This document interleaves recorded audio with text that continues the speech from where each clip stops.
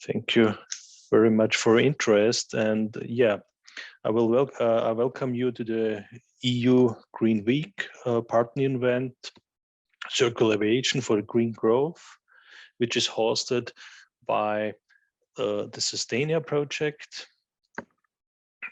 So my name is Jürgen. I'm the coordinator of the project, and I will be your moderator for at least the first session. Actually, to me and my job, so I'm a research engineer at the Light Metals Technologies, Ranshofen. This is a subsidiary of the Austrian Institute of Technology. And this is Austria's largest non-university research institute. And yeah, of course, so we are the coordinator of the project. And just let us have a brief look to the agenda. But first of all, I really have to say many thanks to Michaela from RTDS. RTDS is a project partner in SUSTAINair, and also to Stein Janssens from the KU Leuven for their really professional and ongoing support in organizing this event, and for the support during today's event. So let's have a short look on the agenda. So as you can see, we start here with a short welcome from my side. Then we will have two sessions. Session number one will be a panel discussion. During the panel discussion, we have several attendees from several organizations. I will have a look, or I will introduce them later on, but we have one from EREA, from SAMPE, from AIRBUS, from ecoDESIGN of the Clean Sky, and from company Jet Maintenance Solutions. So here we have all the logos of these companies and of the organizations. So thank you from my side for your interest and for attending this panel discussion. And I hope we will have an interesting discussion during the next almost 1 hour or 45 minutes. Yes, so then the second part, or the second session of today's event, will be a showcase project. So there will be Stein, the moderator of the sessions. We'll have a short welcome from our project officer. Then we will have some presentations of the project and so on. But this will in detail Stein talk to you later, and then hopefully at 5 o'clock we will have at latest closing of today's event. Yes, so first, if you would like to ask a question, please use the chat button we have here in the Zoom. Stein will collect your questions and forward it to me. Then some housekeeping rules for you. Just I want to announce that this event is recorded. The official hashtag to follow the conversation on social media is hashtag Circular Aviation. The slides and the recording will be shared on the event website. And as I already announced, if you have any question during the panel discussion or during the presentations, please use the chat function in our Zoom tool. Yes, and then the questions will be forwarded to the presenters. Okay, so then actually, so then first of all, let's start with the partner event, with the panel discussion. Yes, so the panel discussion is on circular aviation, the past, present, and the future. And therefore, I'm very, very happy, and I highly welcome the panelists of today's discussion to elaborate on, as I already mentioned, on the past, present, and the future of circular economy approaches in aviation, which is also known as circular aviation. For this, I warmly welcome our 5 panelists. So the first on my list I have is LIGEIA PALETTI. So she is Hi, Ligea. Good morning. Hi, good evening. Yeah, so we'll talk to you later. Just a short introduction from my side. So Ligea is an aerospace engineer. She's working at the NLR's Aerospace Vehicles Division. Yeah, within the Future Sky initiative of the EREA, the Association of European Research Establishments in Aeronautics. She is the team leader for circular aviation.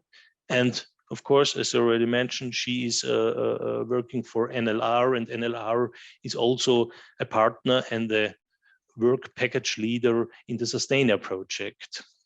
The next panelists I would like to welcome is IRENE Fernandez Villegas. She is an associate professor at the Faculty of Aerospace Engineering, Aerospace Materials and Structures Department at the Technical University of Delft. As an expert in polymer composite welding technologies, she's representing the SAMPE, or SAMPE, also called the Society for the Advancement of Material and Process Engineering. So highly welcome, IRENE. And I also want to welcome Isabelle GRADERT. She is the AIRBUS fast track leader for materials and the general advisor for materials technology to the chief technical officer of AIRBUS. In this capacity, she leads the company's cross-divisional materials roadmap for associated technologies, for which material end-to-end sustainability plays a key role.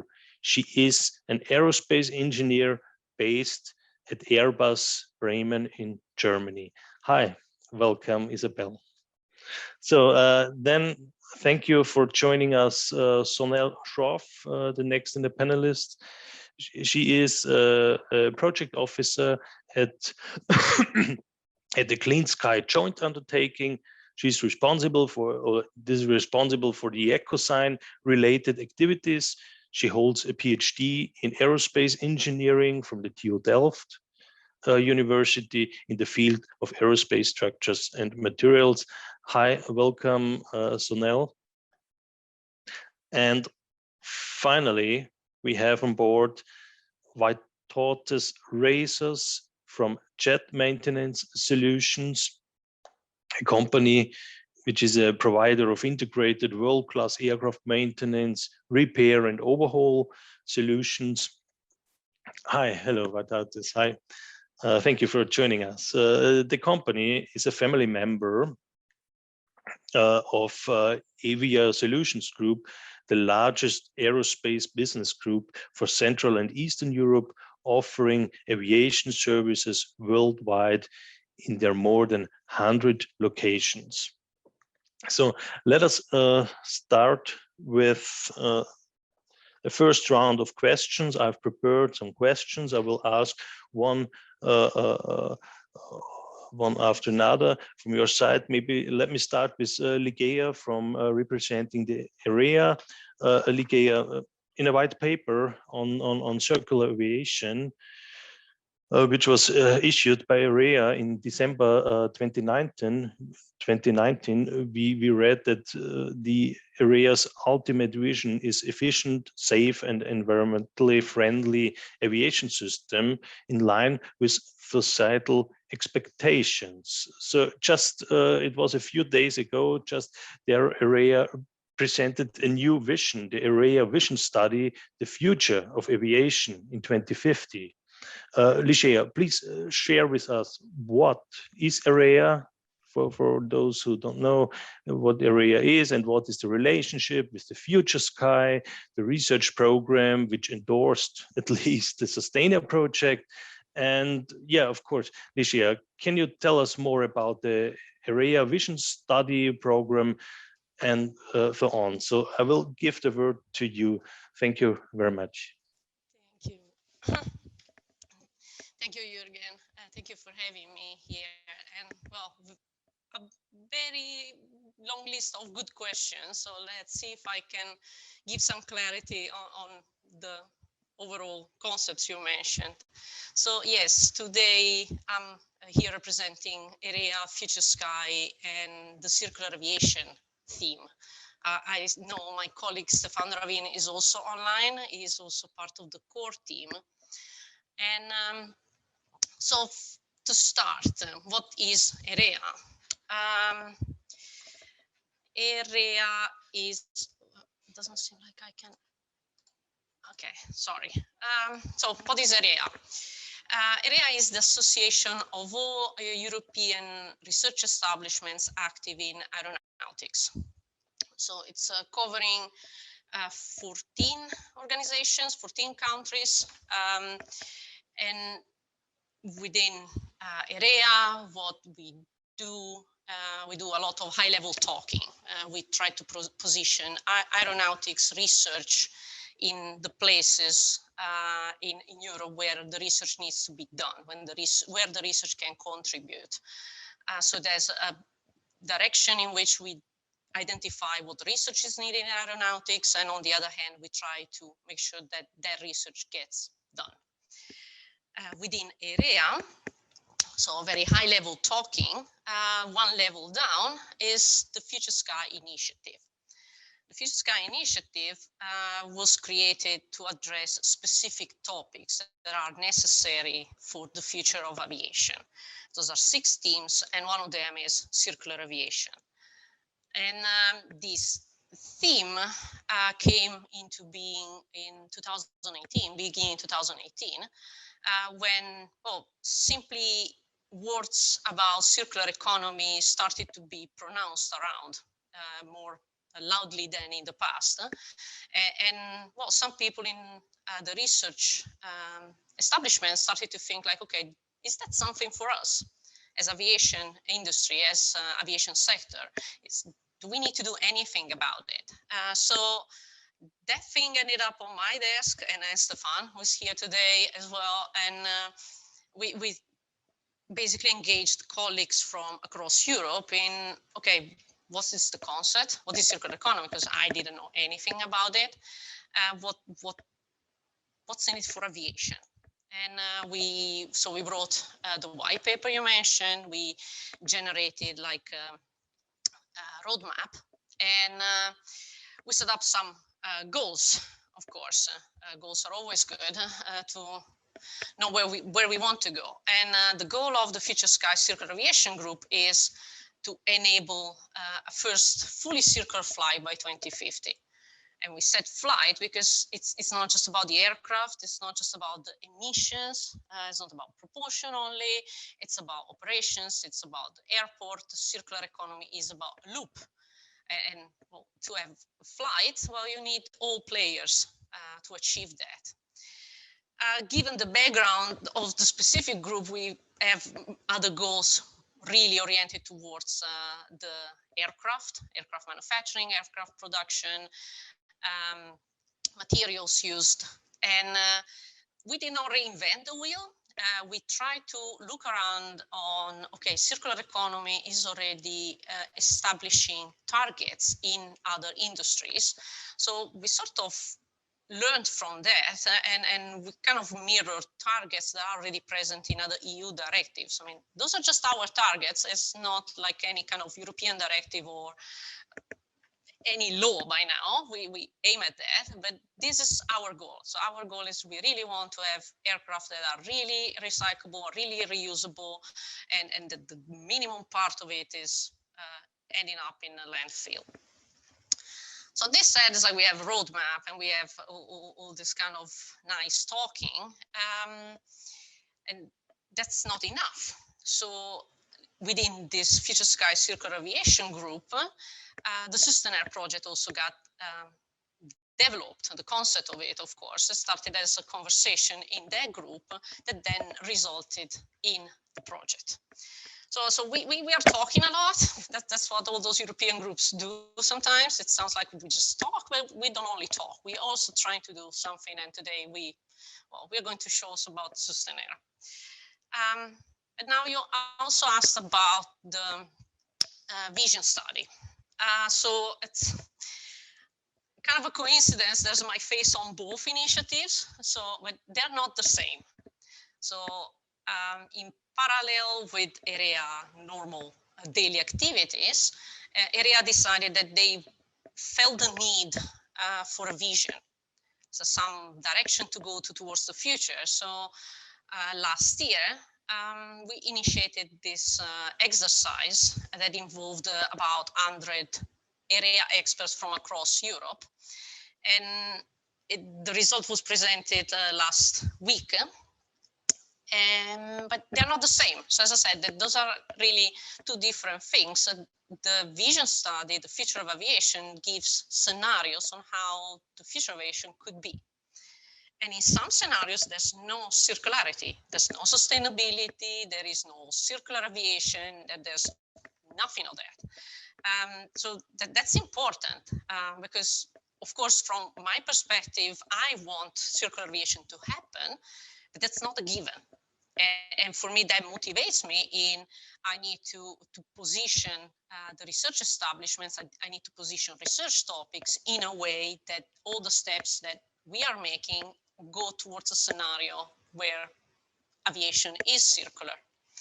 But the two exercises are separated, so it might be confusing, but circular aviation is a small part of the vision of the future of aviation of EREA.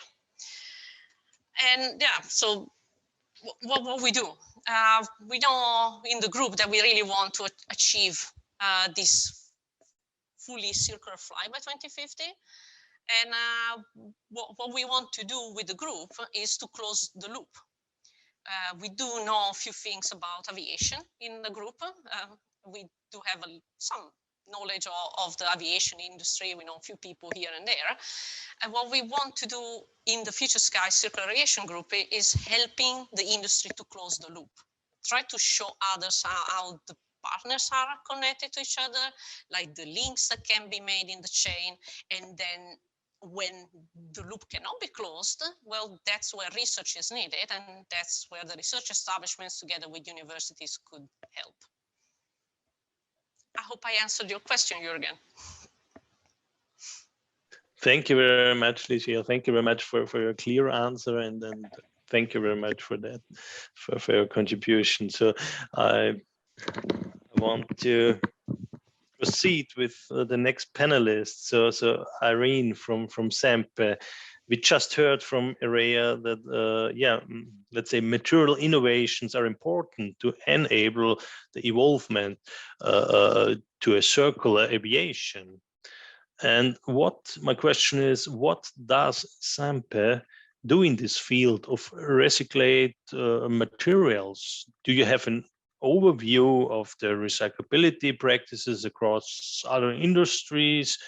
And yeah, IRENE, what I'm very interested is, what are the trends observable among the SAMPE members? What trends in material development and processing? And what are, of course, most important, what are the challenges there? Can you give an answer to these questions?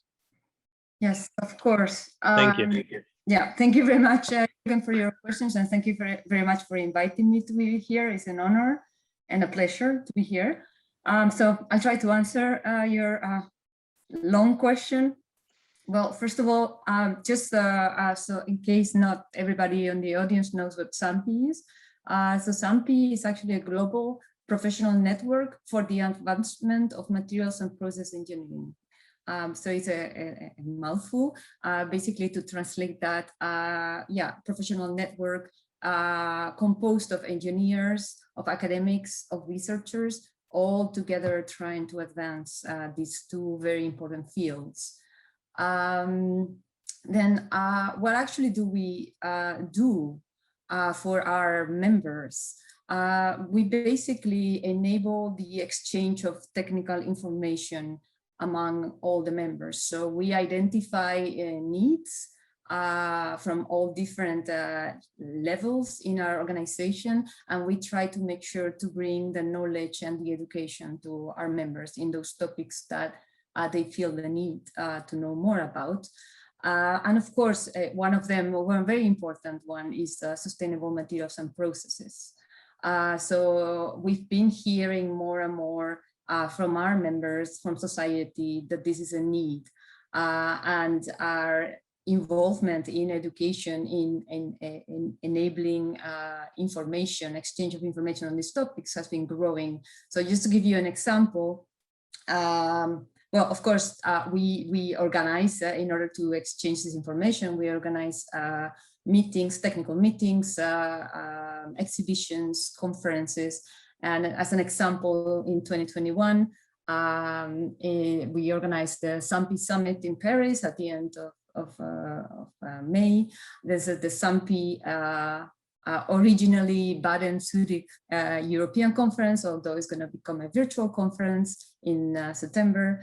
In all of them, and also in previous conferences, we emphasize this topic, sustainable materials and processes, in our calls for papers. We also organize thematic sessions around these topics. For instance, in the SAMPE Europe conference to be held in September, there's going to be 2 thematic sessions on projects that are directly linked to sustainable composites in aviation. And on top of that, we arrange keynote lectures and we invite speakers to talk about these topics. So that's what we do for our members. Yeah, so what is the, you asked, to give an overview of what's out there. So actually, what is quite interesting is that I don't think we tend to realize about this, but if you look at aviation, you could say that it's already very circular, and perhaps LIGEIA would disagree with me here. But if you look at current end of life of an aircraft, so if you follow the right guidelines, you could actually be able to reuse or recycle up to 85 or 90% of the aircraft. And what remains to be recycled actually is quite funny. So it's composites, polymer composites and interior materials.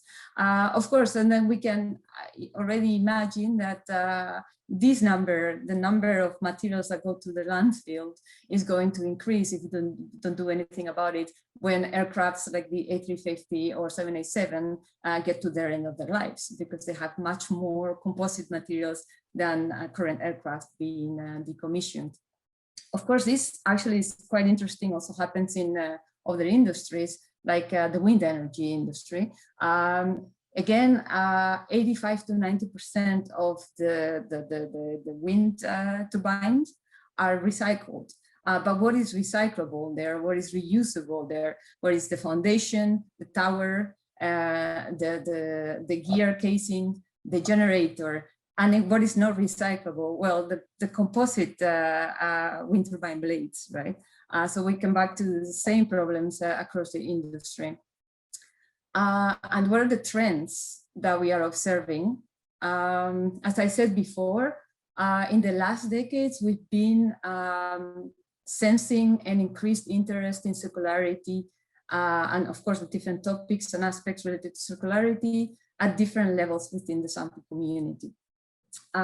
Especially in the last years, we've observed a strong and growing interest in thermoplastic composites and in short fiber production processes related to the processing of recycled thermoplastic composites. Also, there's a strong interest in LCA as a life cycle assessment as a design tool. And we also see a lot of interest and a lot of papers submitted to our conferences on biomaterials, biofibers, also reversible cross-linking for thermoset composites to make them more recyclable. So this, if I had to summarize, these are the trends that we are observing. And what are the challenges? If I remember properly, that was your last question. Okay, so I would like to put it a little bit more, what's the way forward, and a little bit more positive. Of course, research and development. So I think the community already knows that there's a lot of, there's a lot of recycling options for carbon fibers, for composites out there, but they need to be industrialized. So more development is needed there. Also, not only for composites, but for all the new materials incorporated in aircraft. So there needs to be research and development on these recycling technologies, also on recyclable materials, also on looking at things from a more holistic point of view, like the life cycle eco-design of an aircraft, but also on when we manufacture an aircraft, taking into account the end of the life. So for instance, traceability of materials used, labeling of materials used. So all that holistic approach needs to be incorporated in our research. Very important as well, and not so technical probably, but policy. And especially we're thinking of the aircraft end of life. As I said before, if we adhere to best practices, so then we can recycle a lot already. But there's no rule, there's no regulation that is forcing companies to do that. And especially disassembling aircraft, the commissioning of aircraft, when you do that, you have to deal with hazardous materials, which can pose a threat for the environment. So all that needs to be regulated. And last but not least, business models. I think I've heard many times, yeah, we can recycle things, we can recycle a lot, but it is not cheap and it doesn't make sense financially. So I think there needs to be applications for all these recycled materials, especially I'm thinking of composites. Applications for the recycled composites need to be sought. I think we need to be ambitious, and instead of thinking of downcycling, we need to think of upcycling the materials. And also there needs to be a consistent supply chain for offer and demand of these recycled materials. So I think this, hope I answered your question and I didn't skip. Quite perfect. Thank you very much for this, for this extended answer, and to give us some insight in SAMPE first, explain what SAMPE is, and also to tell us about the trends you observed, and of course the trends in material development and processing. Was very interested, just for the whole audience to get a little bit in contact with these organizations, to know what they are doing and so on. Thank you very much for your contribution. Thank you. So switching to the next, I want to switch to AIRBUS, to Isabel from AIRBUS. So Isabel, we just heard that there is a lot happening and a lot of research work is done on the development of new recycling methods and routes and applications on the aircraft, materials and processes, enabling advanced aircraft concepts in the future are continuously developing with the focus on sustainability, on functional integration and digitalization. And there's my main question: what trends do you at AIRBUS observe? And Isabel, where does AIRBUS see applications in such circular materials on the aircraft? Please, can you answer this question?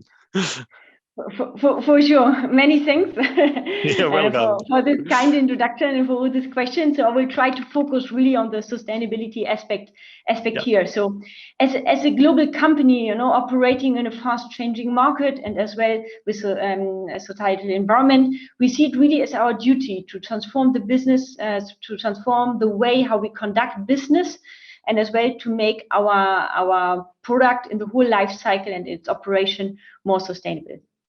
AIRBUS has identified materials as a fast-track technology. It means that we see it as a strategic and competitive technology, which would promise to overcome future challenges in our company, but as well in industry at large. So I'm leading this material fast-track, supported by the overall material research and engineering community. Let's have a look where we are today. So in the aviation industry, some ways of working are already in line with some of the main principles of circular economy, and here I would like to mention some of them. So the limited usage of resources and raw materials is leading to weight reduction. It's a key factor of operational performance and competitiveness, but of course as well for fuel reduction. Our products have already a relatively large or long life cycle with up to 30 years, which can even be extended by passenger to freighter conversion. Maintenance and repairs are instrumental to our business model, with no planned obsolescence and as well a well-developed secondary spare part market.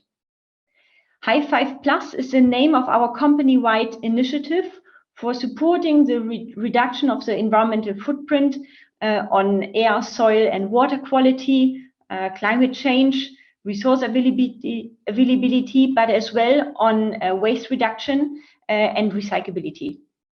And finally, Airbus has pioneered the aircraft end of life at highest environmental, health and safety practices, which was leading to the Tarmac joint venture creation in 2009 already.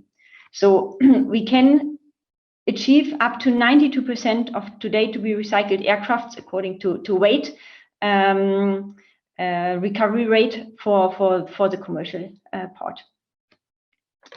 Now at Airbus, we lead the decarbonization of the aviation industry, and therefore we aim to develop the first zero-emission aircraft market by around 2035, in order to make sure that the next generation can enjoy flying as much as we do it today.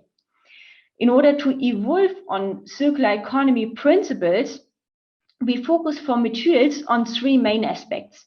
So first of all, the material inflow. So what kind of materials are we using to produce our aircraft?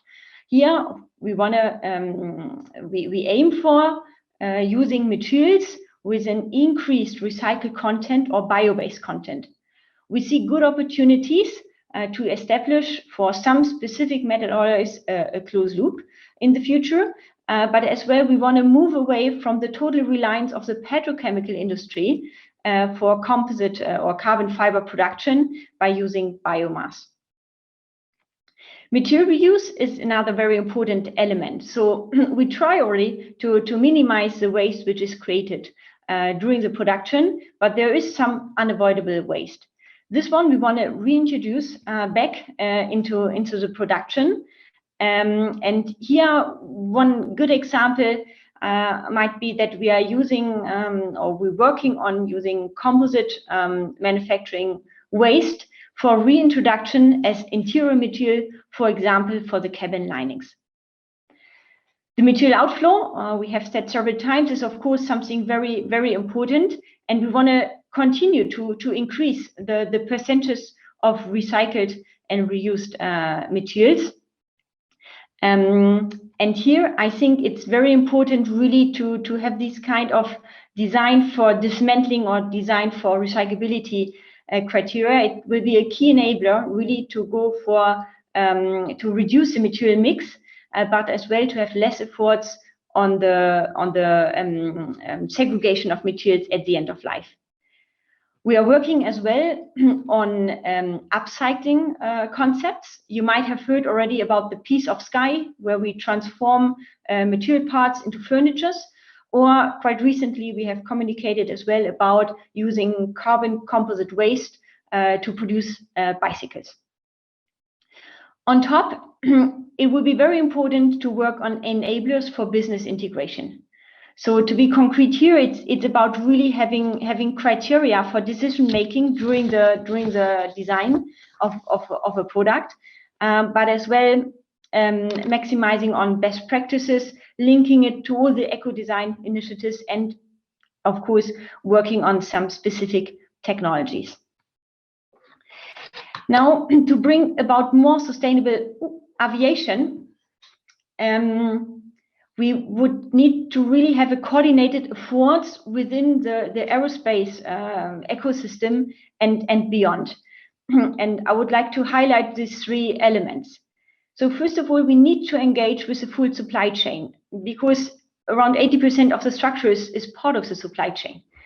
We need to collaborate across industries. That's very important, because if we can't go for closed loops within our industry, it's important that we go for open loops in order to bring with aerospace materials, let's say, value in other industries, in order to have an overall support the overall objective of the increase of circularity worldwide. We always need to have in mind that in the aerospace sector, we have one of the highest requirements on materials, but one of the lowest volumes. That's important to know. And last but not least, we see a great opportunity for synergies effects, let's say, underlined by the institutional support from the national and European level. Here it includes about sharing on best practices for aircraft end of life, but as well harnessing on the EU strategy for digitalization to effectively support the data transparency and traceability for the entire aerospace ecosystem and beyond. Thanks. Thank you very much, Isabel. Thank you very much. I really like your presentation. So the way that we need a coordinated way to enable the circular economy, I really like it. And thanks, really, thank you very much to talk about the next generation aircraft. The next aircraft is a net zero Airbus platform. It was quite impressive what's going on in this business, and thank you for sharing your knowledge with us and for telling us about this thing. So thank you very much for your contribution. Thank you. My pleasure. Thank you. So the next panelist we have here from Clean Sky, SONELL I have here. So hello, SONELL. Hi, SONELL SHROFF. Hello everyone. So circular aviation is responding to the societal demand for sustainable aviation. Its economical and sustainable approach throughout all aspects of aviation is completing the search for carbon neutral solutions to novel propulsion systems. Especially when we take into account that raw materials handling and processing takes typically about roughly 40% of greenhouse gas emissions worldwide. So the Clean Sky joint undertaking tackles this with a dedicated development stream, the so-called ecoDESIGN. SONELL, could you tell us more about ecoDESIGN, and could you give examples of successful ecoDESIGN practices or applications? Can you share some of your knowledge?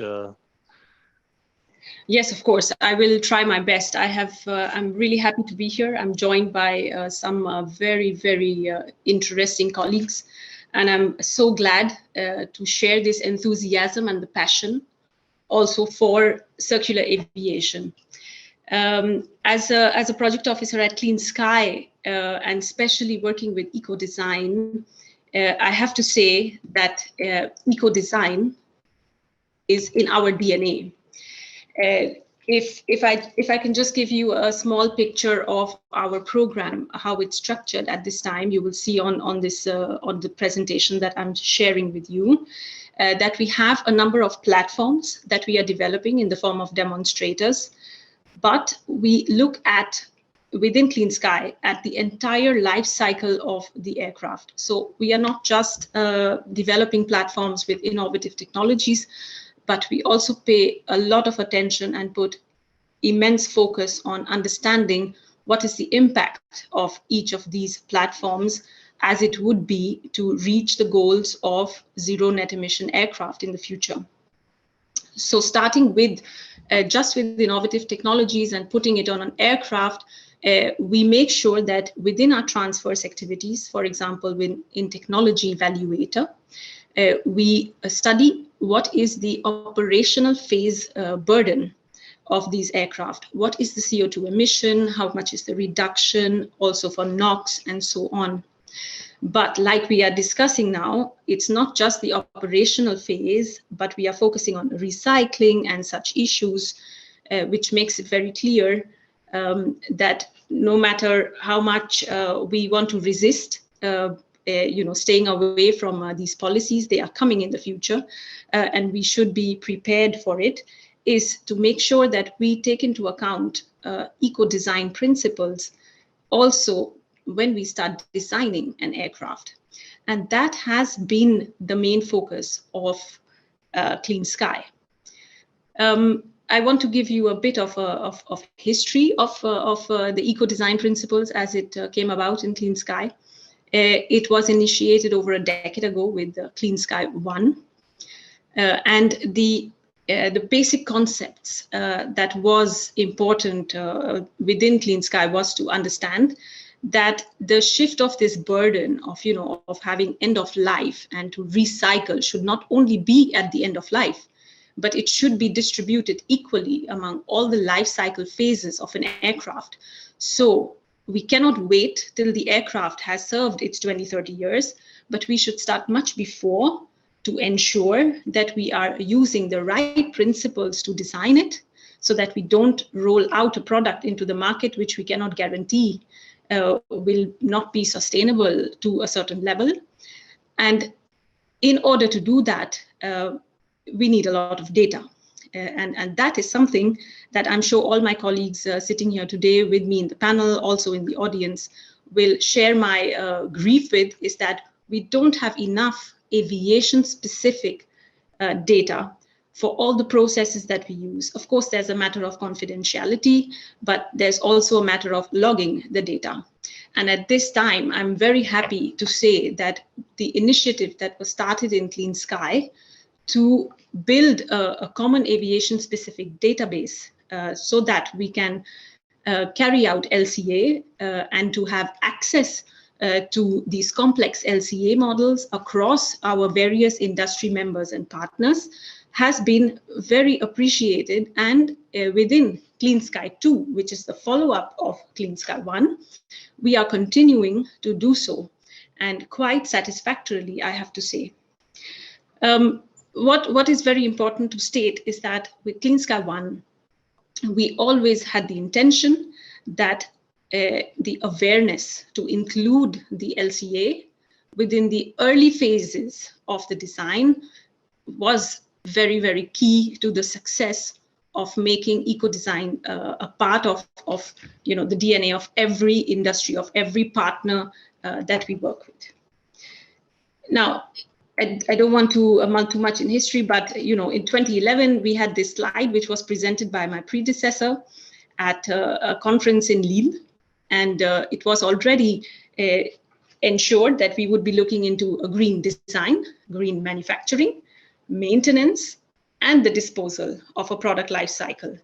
And all these principles were put together into something called eco-design for aircraft at that time. Now, cut to the end of Clean Sky 1, we already had a list of demonstrator locations which were identified along with our partners, Fraunhofer, who will be presenting in the second session to all of you. So I don't want to, spoil any surprises. So no spoiler alerts here, but we had a number of demonstrators which were identified, and I share with you a very simple picture of some of them, and you would see that they come from various categories, and it includes a lot what we have discussed before me with the other presenters on biocomposites, on certain kinds of specific alloys. We also heard some of my co-speakers talk about the hazardous substances. So these are all things that we have been looking into within Clean Sky from Clean Sky 1 onwards. And now we are also doing the same in Clean Sky 2. So what I want to say is, with all the case studies, with all the work that went into Clean Sky 1 already since 2011, we have come a long way now to say that what all of us have been talking about is part of eco-design. it's not just to look at recycling, but also to look at how I can design a product which is recyclable. So even if we want to reduce weight and we want to make an aircraft more efficient, it's important to understand that the LCI data and the LCA that we get out of the tools that we use these days should help us make the right choices in the design. So this is something that is part of every Clean Sky project. This is what we push all our partners to look into. So by default, if you're working with Clean Sky, you are focusing on green technology. There are a lot of nice keywords here for you to look at later on if you're interested. But this entire life cycle needs to be taken into account if you work on a project and you want to ensure that your product is going to be ecoDESIGN compatible. At this time in Clean Sky 2, what we are busy with right now with Fraunhofer as the partner in charge of the EcoTA is that we are collecting a lot of LCI data from our partners, whether it is from the large passenger aircraft domain or from the fast rotorcraft or from airframes. And we are carrying out an LCA analysis on several key products, some example technologies, also processes, and we hope that at the end of the Clean Sky program in 2023, we will have eco-statements on these demonstrators and technologies to share with you and to disseminate the information that it is absolutely worth considering this approach in your entire life cycle. And there are several examples of projects that we have been working on. And some of them, to name a few, would be the Copperbird, which is a ground testbed. We also have some eco-design for airframe projects, small and large. But I think I will stop here and I will leave the rest of the projects to be discussed at the next discussion with Torsten and with Rainer, my colleagues from Fraunhofer, in the next part of the program. Yeah, thank you. Thank you very much for giving us some insights into Clean Skies, Clean Sky 2, and then eco-design. So we have Torsten in the second session who will, as you already mentioned, will talk about this. And now, thank you, SONELL, for your words. Thank you very much. And now I want to switch to our last panelist, to VYTAUTAS from Jet Maintenance Solutions. So VYTAUTAS, the SUSTAINair's approach is to develop strategies for prognostic type of structural health monitoring, and for repair of similar and dissimilar material combinations. So VYTAUTAS, my question is, what kind of challenges are there in the MRO industry at this point in time? What you at JetMS observe in your daily work, and how does JetMS tackle regular maintenance tasks? Please, can you give us an answer to this couple of questions? Yes, sure. Good afternoon, everyone. Thank you for having me. It's a pleasure. So before answering your questions, Jürgen, let me introduce ourselves, because JetMS is company, one of the companies of Avia Solutions Group, our big family of various aviation services. So JetMS is based in Vilnius, capital Lithuania, where we're providing base maintenance services, and also acquired RAS Completions company in Biggin Hill, UK this year, where we provide interior services, aircraft paintings, and also established line maintenance in Nice, France. So as a one-stop shop of all services for regional and business aircrafts, we are a company of Avia Solutions Group, which has more than 100 locations globally, and have companies in various areas like aircraft trade and leasing, passenger charters, cargo charters, IT solutions, ground handling services, and etc. So, talking about challenges of MRO service providers, one of the important roles, of course, is exploring new ways of aircraft utilization options, and of course, with the goal of sustainability and minimal impacts on the environment. So, as we say, lead by example. So I would like to share our example where just the idea came with a huge, big, and impressive project. Our company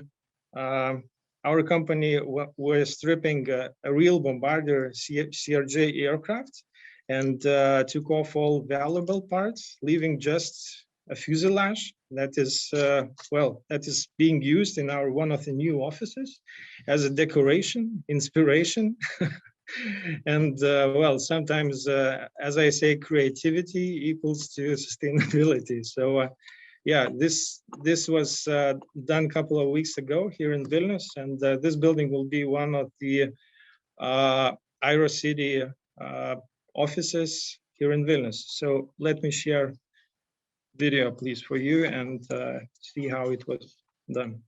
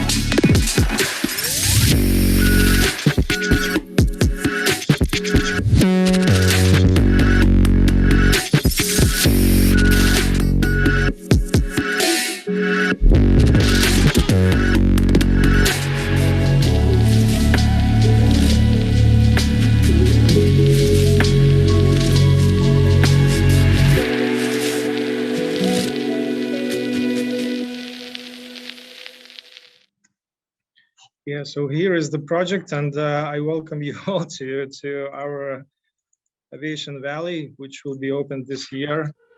When your WordPress website fits like that, works like that, and runs as fast as that, it feels good. Yeah, sorry for that. So, of course, teardowns and aircraft utilization is just one part, and this project was one of them. We had similar project where the aircraft also took a last ferry flight to Finland, to aviation engineering school, and will be as a simulator there. So that's also one of the same projects. And answering to your question, Jürgen, what kind of challenges for MROs? Of course, MRO is acquiring increasing commercial and I would say socioeconomic significance. So all those products and goods with high investment costs and long lifespan, especially in the sectors like energy, transport, and aviation itself. Considerable portion of commercial profits are generated and generated by after-sales services, so as we call aftermarket. So it's really important to switch to predictive maintenance. There is still a quest how to best predict the maintenance and plan the events, and to ensure that these maintenance processes are not just scheduled, but the aircraft is in an optimum location, and to maximize the availability of our maintained assets. Speaking about the real world and people and parts, this is of course a technology viewpoint, And well, we are constantly asking the question to ourselves about technology utilization, which, well, new technologies can be deployed now, and how best should they be used.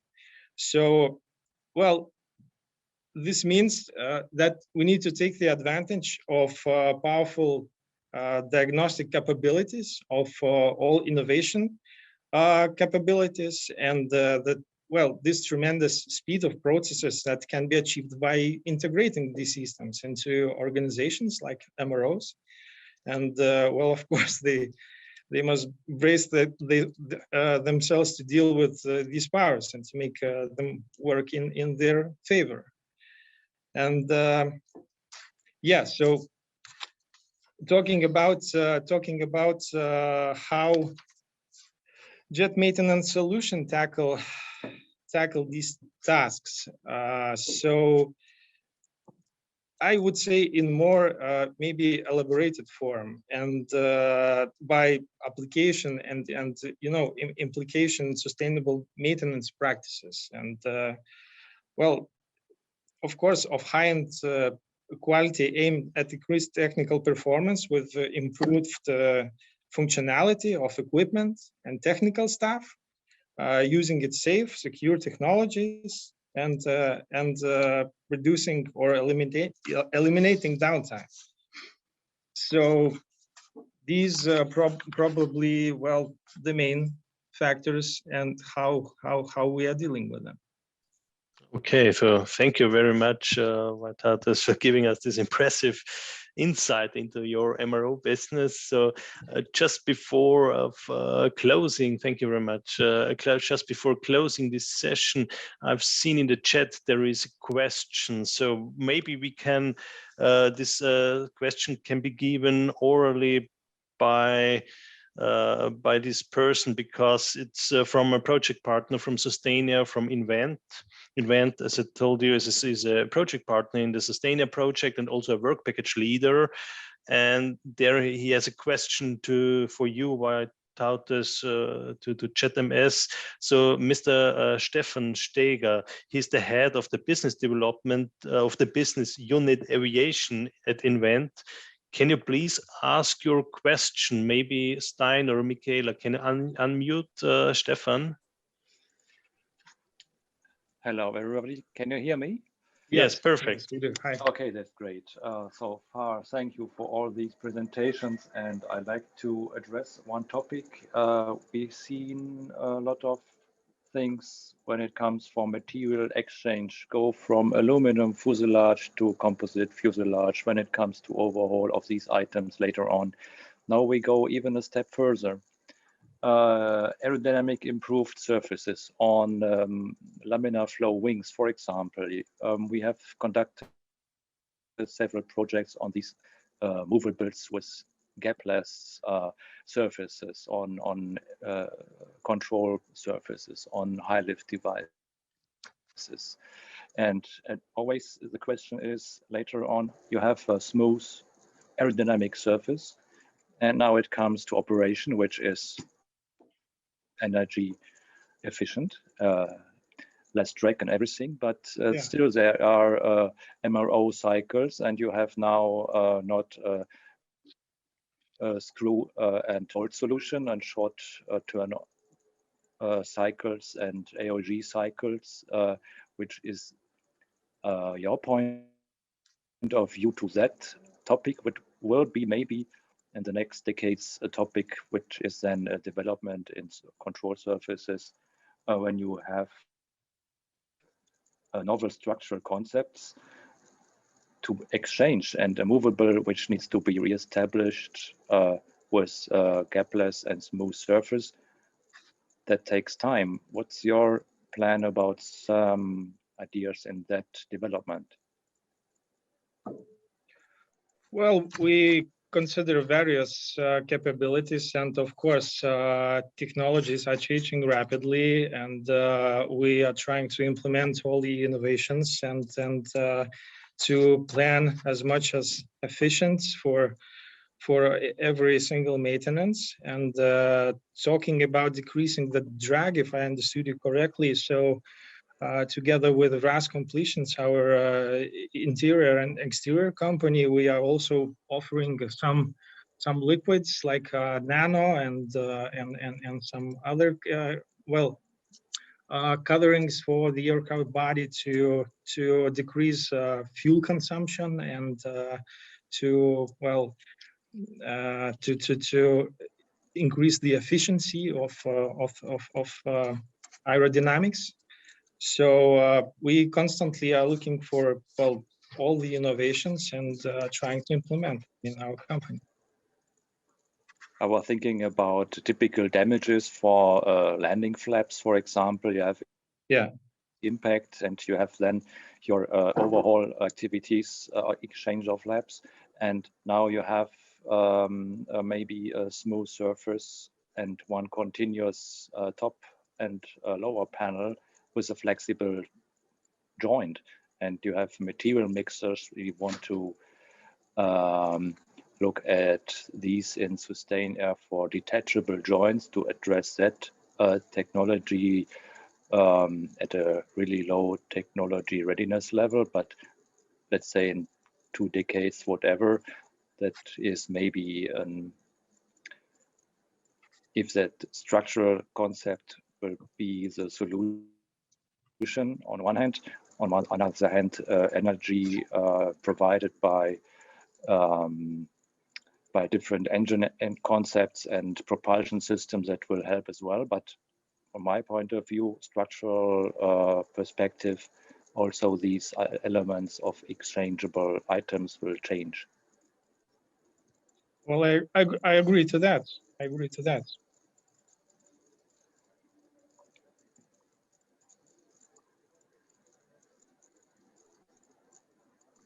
Okay, Stefan, many thanks for your interesting questions and comments, and also VYTAUTAS for your answering the questions and also for your comments. So thank you very much. Just want to announce due to a lack of time, so we're a little behind our time schedule. So unfortunately, we have to close this interesting panel discussion. And just want to announce to all participants here in attending to this partner event that all the questions from the participants we will answer in short videos, which will be published on our YouTube channel and at the event website, just for your information. And now let us switch to the second session for this. So first, before we switch, really thank you very much for all panelists, for the time, for the effort, for their very, very interesting presentations, for giving up insights into their work, into their organizations. Yeah, and for sharing with us their perspective and vision on circular aviation. And now I want to switch, thank you. And now I want to switch to the next session, which will be moderated by Stijn Janssens from the KU Leuven. So Stijn, the stage is yours. Thank you very much. Yeah, thank you, Jürgen. And good afternoon also from my side, everybody. Welcome to the second session, where the aim is really to show you some key enabling technologies supporting a shift to a circular aviation. Some technologies that are under development in European research programs under both the Horizon 2020 and the Clean Sky program. And for that, we have invited speakers from a selection of projects, which you can see on the slide here. MORPHO, DOMMINIO, and SUSTAINair from Horizon 2020. And we also have an outline showcase on the ecoDESIGN developments in Clean Sky. And I'm very curious to learn more about these initiatives and how they contribute to a circular practice in the aeronautical sector. I do remind you that questions for the speakers can at all times be posted in the chat. Questions for this session will be answered in a short Q&A round after the presentation we have of those 4 showcases. Now, before we dive into the different projects, I'm more than happy to introduce you to Mr. Hugues Felix, project officer at CINEA. That is the European Climate, Infrastructure and Environment Executive Agency of the European Commission. Mr. Felix has in this role the responsibility of the technical and administrative management of research and innovation programs in the field of aeronautics in Europe, and also in international cooperations with Japan and Canada. Mr. Felix, we are very delighted to have you on board at this conference, and I kindly invite you for a short welcome from your side. Thank you, Stein. Thank you, everybody, to be present at this workshop, and thank you, Jürgen, for organizing this. I will be quite brief in my presentation because also my presentation had to be cut because I wanted to present to you the new work program Horizon Europe, but I was not allowed to present it because it will be officially presented in the final version on the 21st of June only. But I think that Michaela has already sent you the link for the draft version, and she has also collected the different topics for 2021 and 2022. There are 3 in 2021 and 3 in 2022. Normally, the text will not be modified. They are still discussing with some modalities with the member state, and so still some nights to sleep and to have a new work program alive. So first, we were before INEA, and we moved to a new name. It's CINEA, and why? We can go to the next slide, the second one. Yes. So since 2014, INEA has grown its CEF and Horizon 2020 portfolio. And from April of this year, we become CINEA, the Climate, Infrastructure and Environmental Executive Agency. And for 2021-2027 programs, we have added other areas such as climate, environment, and maritime. So we can go to the next slide. And so we are implementing the new portfolio of the European Green Deal, the roadmap for making the European Union economy more sustainable. And we will have a key role in supporting the European Green Deal. So we will try to boost the efficiency use of resources by moving to a clean circular economy, restore biodiversity, cut the pollution, and achieve climate neutrality by 2050. Yes, so it will be the CINEA will focus on creating synergies to support a sustainable, green, and decarbonized Europe, and we will become the focus point for that, for green and infrastructure project. We can go to the next slide. So in addition to the legacy program, the CINEA will manage the CEF2 transport and energy, so it's Connecting Europe Facility number 2, renewable financing mechanism, a just transition mechanism, which is public sector loan facility pillar, Horizon Europe for cluster 5, innovation funds, but this has already started in June 2020, and the LIFE program. By the way, this is a very short presentation. I can provide to Michaela the full presentation with some slides with a different program that we will manage. But it was not so interesting for this workshop, and it can take too much time. You can go to the next slide. Yes. So Horizon Europe, we are adding the climate action to the existing energy and transport portfolio in Horizon Europe. And so the next generation of the European Union action will be spread over these 3 important thematic. And so project will focus on fighting climate change and making the energy and transport sector more sustainable. We can go to the next slide. And we have an indicative budget per program.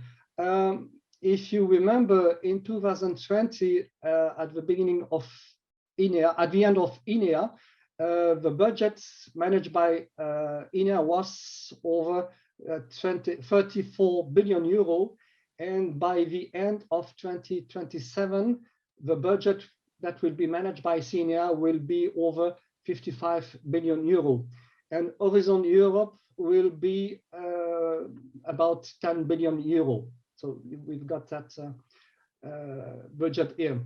The staff was in 2020 300 staff members, and we will be around 500 in 2027.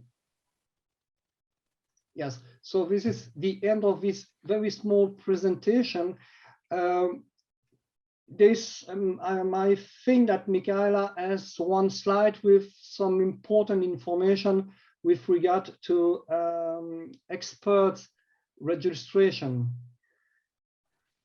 There is no slide, but the the registered participants will receive the invitation for email, but maybe you can explain a bit. Yes. What is it? So every time I have the opportunity to speak to an audience, I remind the fact that we are always looking for new blood for the expertise.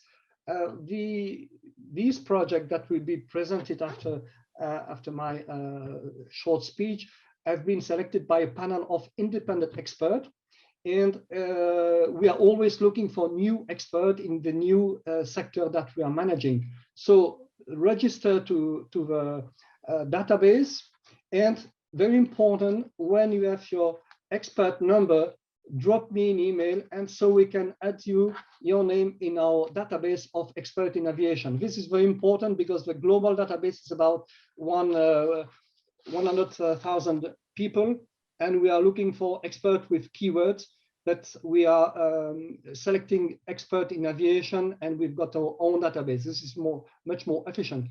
And so even if you are not selected for evaluation because you can have maybe conflict of interest, I guess that people from AIRBUS have more conflict of interest than others for the evaluation.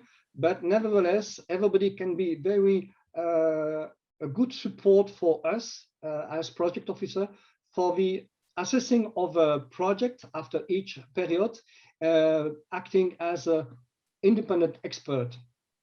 And so this is a very useful task for us to assess properly the project with the right technical knowledge by the right expert selected by us and commonly agreed.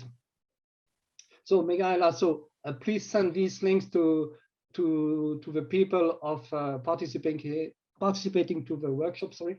And after you have registered, drop an email to me, and we will get in touch afterwards. Exactly, there have been some questions on that, and I also responded in the chat. So everybody should receive its email with this information. Yes. Also, one thing, after the work program will be published officially in a final version after 21 of June. If you have any question, drop me an email, and I will contact my colleagues of DGRTD to provide you the right answer as quickly as possible. Okay, thank you. And thank you very much, Mr. Felix, for this informative overview on how CINEA actually supports the implementation of the different EU programs, including projects specifically targeted to sustainable and circular aviation.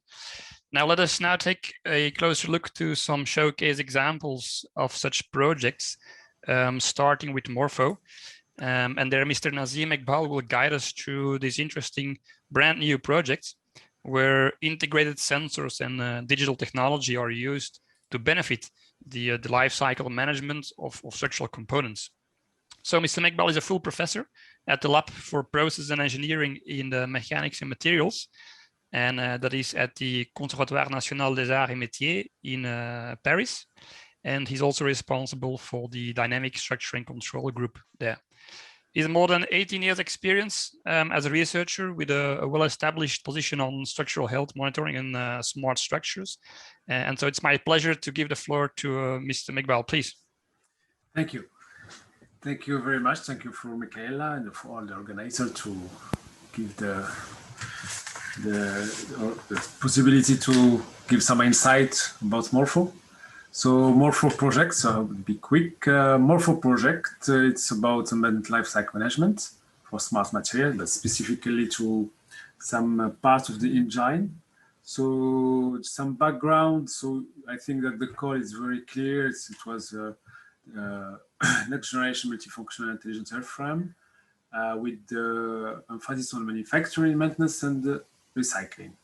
So what we propose in MORPHO, that I will present you here, just after, is to give a solution to support development of some smart aeronautical engine, specifically fan blades that I will present you, by undoing them with some cognitive capabilities, and also optimize all the manufacturing cycle and also and the management of the life cycle. So the project is just started in April, so there is no new, how I say, result, but I'm going to give you just a big photo about what we were going to try to do during this 3.5 years that we can. So in MORPHO, what we want to do is to design an innovative, robust, and friendly, environmentally friendly industrial process for this type of airframe parts that are multi-material structures, as I will present you. And we are going to give them some intelligence, some smartness by embedded them with some structures from the manufacturing to the recycling. So this is what we call relay on embedded sensors. And this, in parallel, we are going to develop hybrid twins, some that I will present, that will follow all the life cycle, real life cycle of these structures. Okay, so just the consortium, so 10 partners from 6 countries. From here, the coordinator, it's RMIT and SAMPE, CNRS. And then we have colleagues from TU Delft, Patras University, and then some end user, principally Safran. This is done typically for some airframe parts for the engine from Safran. And we have some from Fraunhofer, one startup, which is FiSense, typically for fiber brag. And we have ASI for the parts of helping for the twin, for the digital twin part of this project.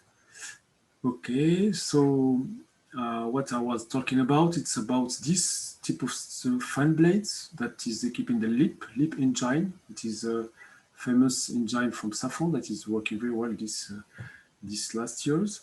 And this this fine blade, it's made from hybrid materials, a leading edge in titanium, and the core in 3D woven composite. And the idea is to work on this fan blade from its manufacturing to its recycling. So the concept, it's a famous circle that we saw it before in the first session of this afternoon. So we go from the design, manufacturing, embedding sensor. This is to do some predictive health management, structural health monitoring. For the manufacturing, this sensor also will be used to automate and optimize the control. And then these sensors will also be used for disassembling, to optimize disassembling, and then see if we reuse or we completely recycle some parts of this smart fan blade. So this cognitive capability will enable us to do some virtuous cycle like that using some digital data. This can be from the hybrid twin and real data coming from the sensors, embedded sensors. So some innovative technology that we hope that we're going to validate is to have some advanced RTM manufacturing. This kind of structure are manufactured with the resin transfer model process. So we propose to embed this process with some specific sensors that will help us to two types of sensors that will be used only to optimize the process, manufacturing process, and sensors that will be used twice. We will have two targets to optimize the process and also to be embedded like the fiber brag sensors embedded in the structure for the life cycle management after. We are going also to work on some printed and electronics sensors that will be printed directly after manufacturing on the structure. Lightweight construction with all the electronic system that will be printed directly on this fan blade. And then with all of these sensors, we are going to develop a hybrid twin. So the hybrid twin, it's just going a little bit more than a digital twin by using some machine learning approach to identify the mismatch between the digital and the real data. So what we know it will be in physical and I will say numerical models, and what we don't know can be identified, can be learned from these sensors with some machine learning approach. So, and this type of hybrid twin, the idea is to work on some reduced model or that can be adapted on the fly using the data provided by the sensors. So there is some work that is that we are doing from this. We began to work on this kind of algorithm and modeling approach. So this is the data, and then to put this this reduced model in some how we say complex system simulation tools that Safran developed that can then give us some insights on the performances of what's happened on the structures until virtual flight test. So we can put this small model in a complex one, system of system, and then see what's happened. And if in the design we optimize, and we optimize also the impact of this choice on the in-service of the structure. This will be conducted with development of some specific SHM data, probabilistic SHM data driven methodologies based on this this kind of approach, because we are going to work on this fan blade and a rotary test bench to see what's happened and the effect of all these loads on it, and the fatigue test to generate some algorithm that can give some prognostic on the remaining usable life. And finally, if we see that there is some damages that are not that are severe, so then or it's the end of life of the structure. So then we are going to use some two types of recycling technology, two types of technology. Laser induced, it's what we call laser shock, laser pinning. For disassembly, the composite, the part of the titanium from the structure, because the titanium, it's something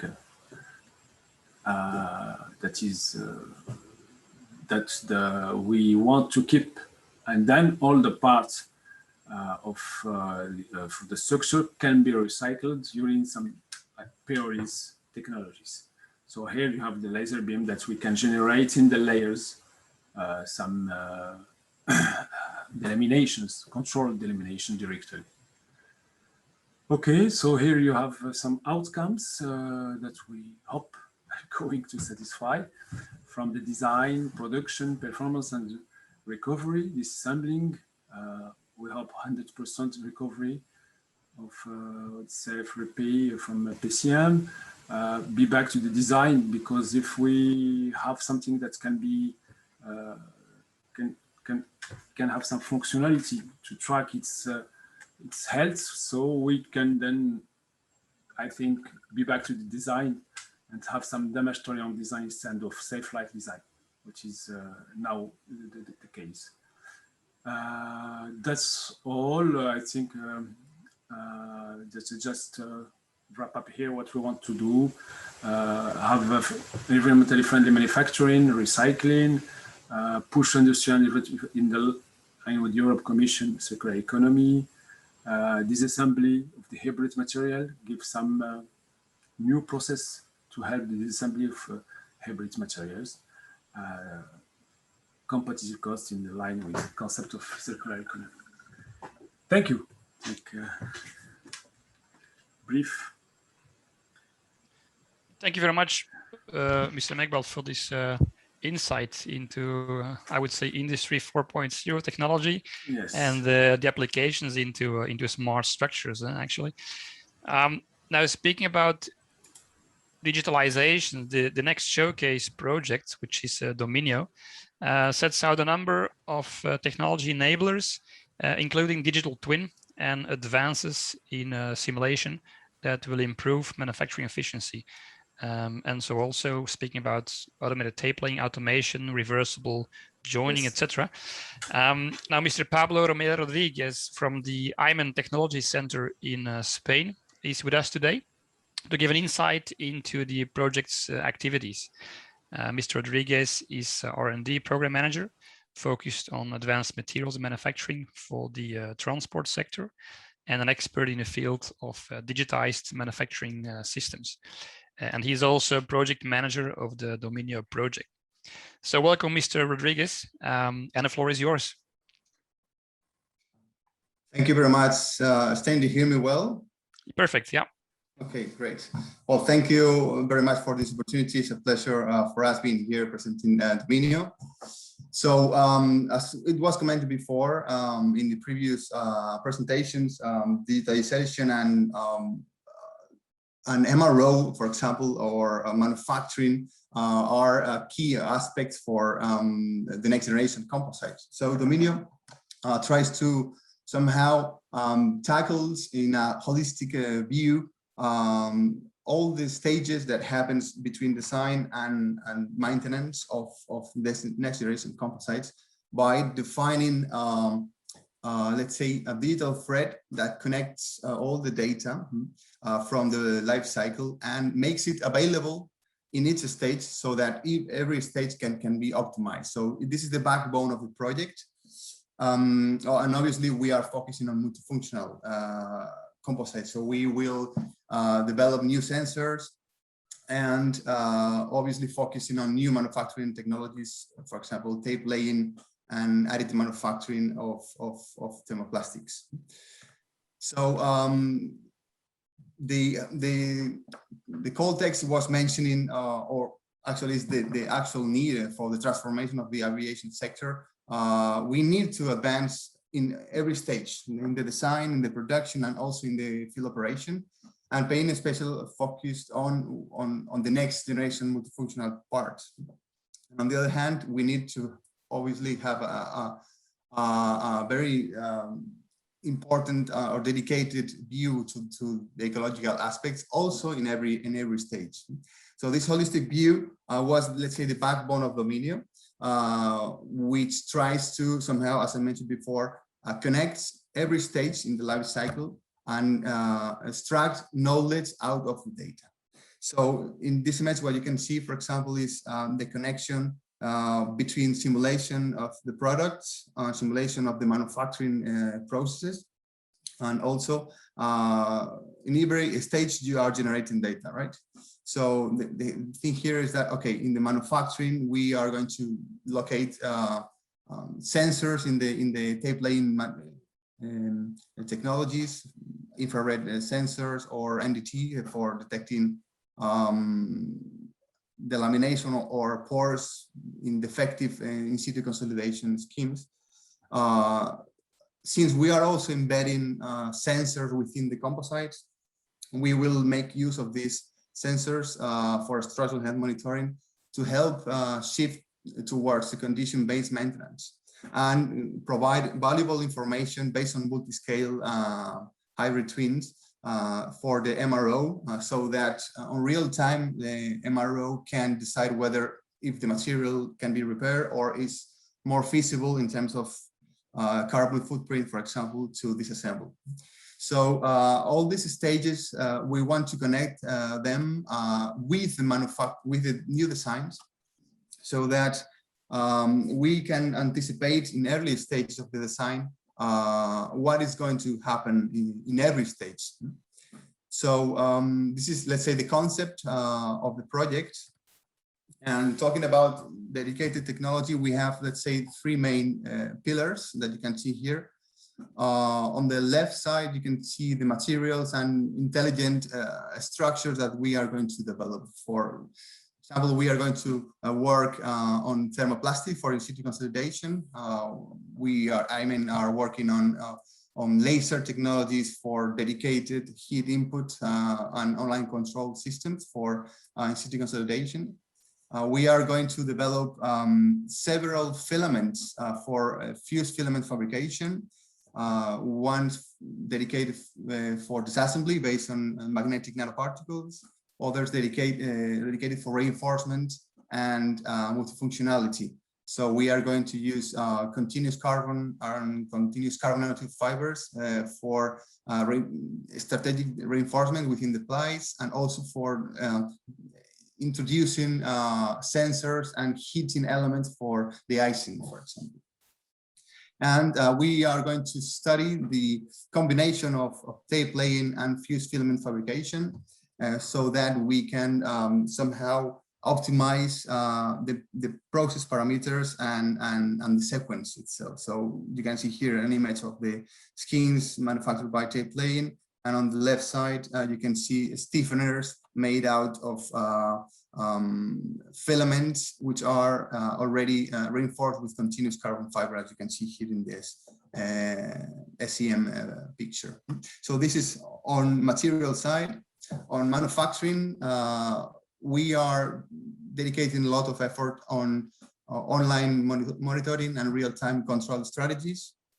So, for example, as I mentioned before, thermal management is key when consolidating thermoplastics for coming up with zero defect manufacturing, let's say. So we are working on laser control and also on the nozzle of the fused filament fabrication, so that the thermoplastic thermal management is, let's say, proper for guaranteeing the intimate contact, and also in the intimate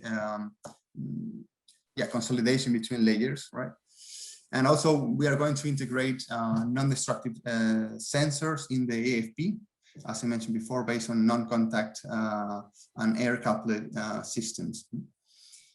So the idea here is, similarly, as MORPHO coordinator mentioned before, to work with reduced order modeling to understand what's going on in the project, on the process, and on real time being able to adapt the heating input so that we can guarantee that defects are not occurring, let's say. So here you can see two images on the thermal management or thermal image of fused filament fabrication and the tape laying based on infrared cameras. And on the right side, you can see the third pillar, which is the digital thread, which is somehow the blood that connects all the stages. So here we have, let's say, two main developments. The first one would be design and production planning. So we are going to simulate the tape laying and the FFF process. So in advance, we know what is the better path planning, for example, to guarantee the consolidation and the dimensional stability, for example, of the components. One key aspect, of course, in digital developments are the data interoperability. So we are going to develop standard communication protocols, let's say, so that every brick or every step, it can communicate one to each other and extract knowledge out of it. And one of the main aspects as well in the DOMMINIO project is, okay, we have a lot of data and we are paying a lot of attention in new manufacturing schemes which are going to change a lot the life cycle of the sector, I would say. So it's very important that when we design new products, we design them in order to be manufacturable. So design for manufacturability is one of the, let's say, backbones of our project. So all of the data that we are going to, let's say, gather, we are going to use it in a, let's say, in a feedback loop in the design phase, so that we can design components that can be manufactured. And on the other way, on the upstream, or let's say in the connection to MRO, we are also going to use the sensors, as I mentioned before, the continuous carbon nanotube fiber sensors. So we are going to couple them with multi-scale modeling. So we are going to somehow be able to interpret the implications of the signals in different scales. So we can simulate at let's say micro scale, meso scale, and larger scales the structural health of the component based out of this data. So it's not just that placing the sensors there, but also coupling with a digital twin able to make the correct interpretation of the sensors. So this would be, let's say, the main development for providing value in the last part of the or stage of the life cycle of the component, which is the MRO. So yeah, 3 pillars: materials, manufacturing, online control, and the digital thread. So this picture tries to summarize our concept. It's just to give you an overview, which I think that easily explains what is going on. So we have, let's say, 3 stages in the life cycle: the product and modeling, the manufacturing, and the field operation, right? So the idea is that we are going to, let's say, store the data from engineering. We are going to store data from manufacturing out of the sensors, as I mentioned before, the quality control systems, and also the structural health monitoring data. So this is the idea, the feedback loop towards, on the one hand, self-adaptive system. So we can come up with optimized engineering schemes for proper manufacturing of the composites, and also to provide value in the multidisciplinary design optimization software, which is the main output of our project, to integrate design for manufacturability rules that will make, let's say, automated tape laying and fused filament fabrication, let's say, one of the manufacturing technologies of the future. So we are going to focus on 2 use cases, both of them integrating multifunctional aspects. We are currently defining the scope of each of them. But yeah, on the one hand, we have a leading edge with large curvatures. We are going to somehow trying to solve this curvature with the tape laying. And on the right side, an access door panel, let's say, with different requirements in terms of criticality and functionality, both of them. So yeah, finally, this is the consortium of DOMMINIO. I would like to thank you very much, all of them, because this is a very, very challenging project, and they are actually dealing very, very well with all of the developments. So we have NTUA, Tortec, and mostly focused on materials, simulation carried out by NSAM and ESI, the multi-scale modeling by IMDEA Materials, IPC working on new developments for fused filament fabrication. IRES is working on LCA, so LCA will be integrated in the design phase. INCAS is working with the definition of requirements, use cases defined by Aciturri and BAE, providing manufacturing and composite requirements, and ESN with the dissemination and communication. So yeah, this is the main message from DOMMINIO. Here are my contact details in case you want to reach out. Thank you very much for the opportunity once again. Thank you, Mr. Rodriguez, for this DOMMINIO view behind the scenes. We do understand that the digital technologies is absolutely a leverage to a more sufficient or more efficient, I should say, hence less waste design and manufacturing. And I think it's also enabling a more sustainable service life through these better data analytics you presented. So thank you for the provided insights. Our next speaker is not only an experienced panel moderator, but also a coordinator of a recently started research program to turn the aviation sector to a more circular business practice, and that is the SUSTAINair project. So Jürgen Roither from the Austrian Institute of Technology is an expert in the field of light metal alloys, casting technologies, and sensor technologies for process monitoring.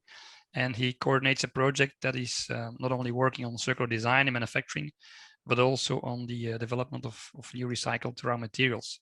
So, Mr. Roither, I'm very pleased to give you the floor and explain to us how SUSTAINair helps to achieve a circular aviation.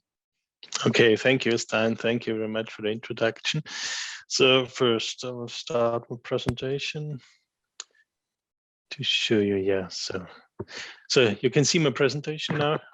Great. Yep. Yes, perfect.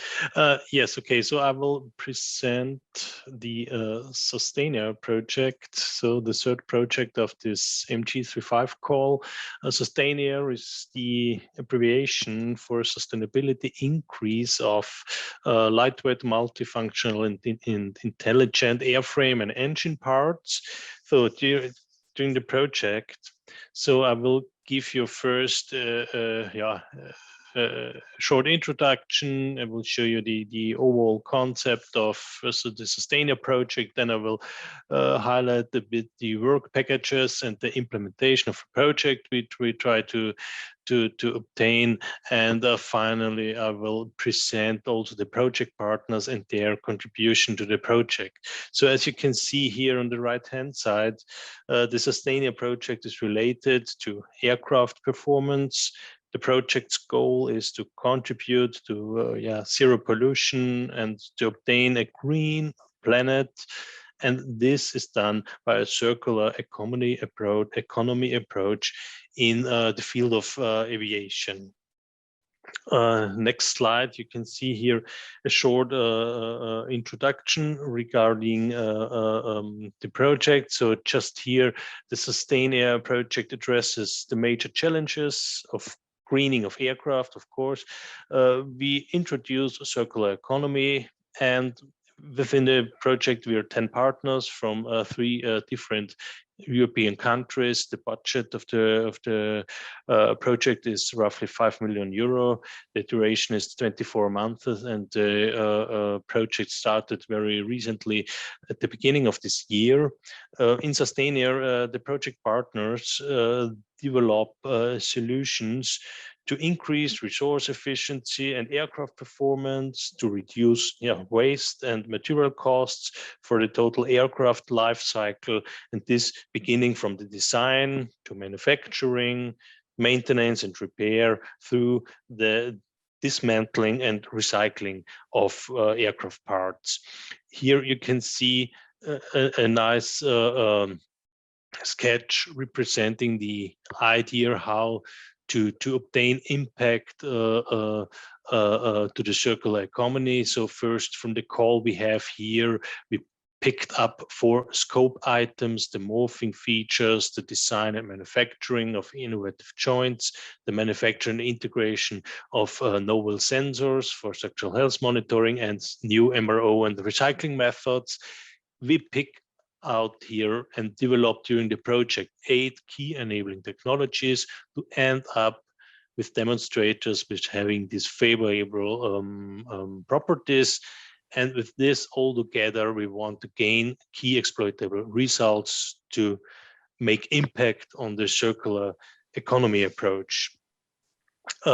Here is presented the overall concept, the overall idea of the circular economy in aviation. So as LIGEIA already pointed out during the panel discussion, this was born at the meeting from EREA, and the circular economy approach was then provided to the to the audience, and here we had in the consortium an application to gain this project for the circular economy approach in aviation. So when we are starting here with some raw materials, some first life materials, and maybe also with some remaining materials from the recycling, the so-called second life materials.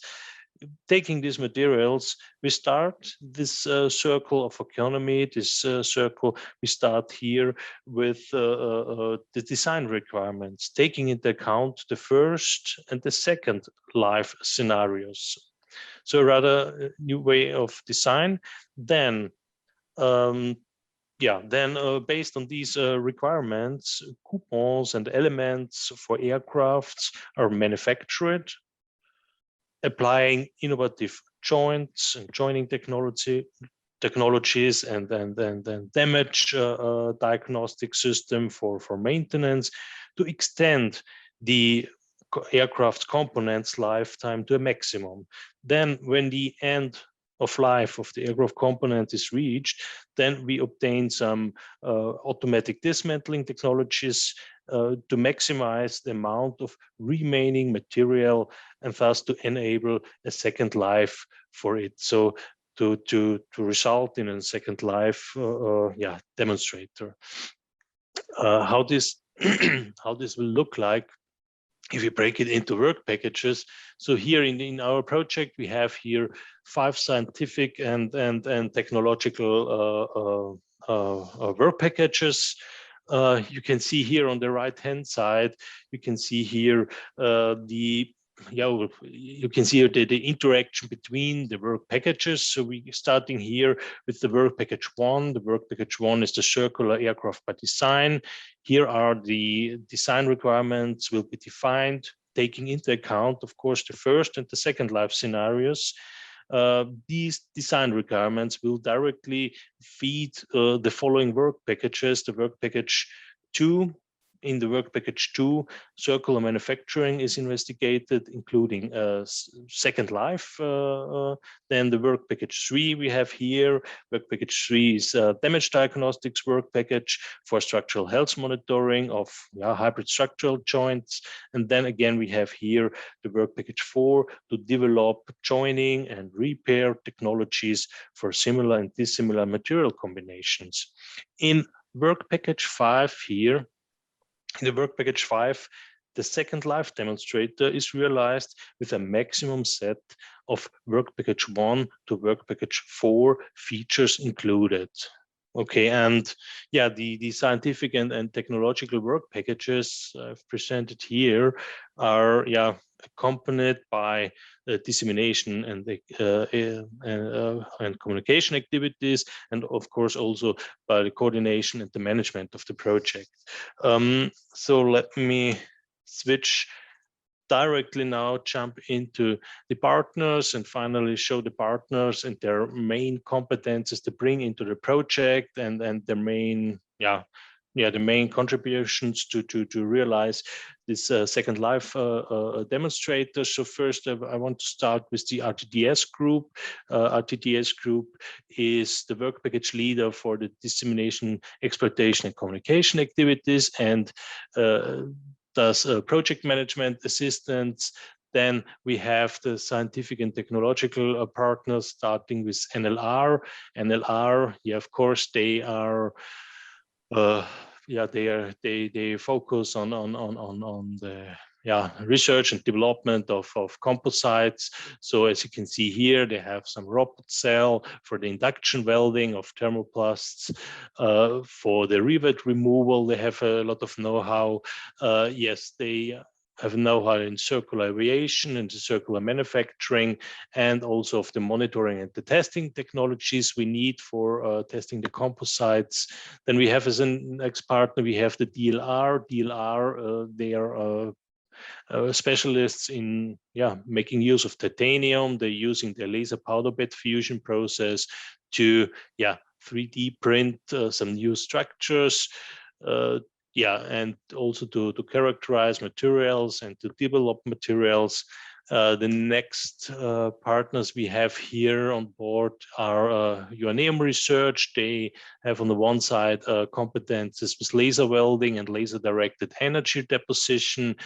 And on the other hand, they are specialists in the synthesis of zinc oxide nanowires for sensors, nanowire sensors, and for the integration of such sensors into or onto surfaces of samples by making use of some plasma deposition.